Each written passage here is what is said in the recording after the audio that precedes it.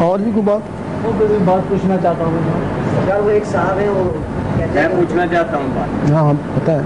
جب دین مکمل ہے سرکار، نبی کریم کی بات بقول نبی دین کی، نبی کے کریم کے کہ دین مکمل ہو گیا، حج کے ٹائم میں آپ نے فرمایا دین مکمل ہو. پھر یہ ذکر یہ جو ہم لوگ کر رہے ہیں تو یہ ثابت نہیں کسی کتاب سے، کسی میں نے پہلے بتایا ہے، یہ کسی طریقے سے. میں بتاتا ہوں نا، اس کے بارے میں آپ کیا بتائیں؟ میں بتاتا ہوں. یہ ساری بات اسی کے مطلب کی کریے نا. وہ جو دین مکمل ہوا نا، وہ شریعت والوں کا ہوا نا، طریقت والوں کو تو دین مکمل وہاں نہیں ہوا تھا.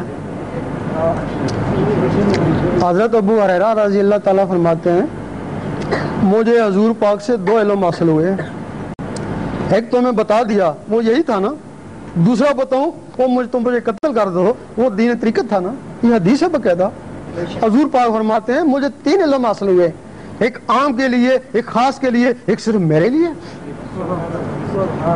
اب رہا سوال، اگر یہی دین تھا پھر آپ داتا صاحب یا خواجہ صاحب کی نفی کر دینا، پھر وہ جنگلوں میں کیوں گئے؟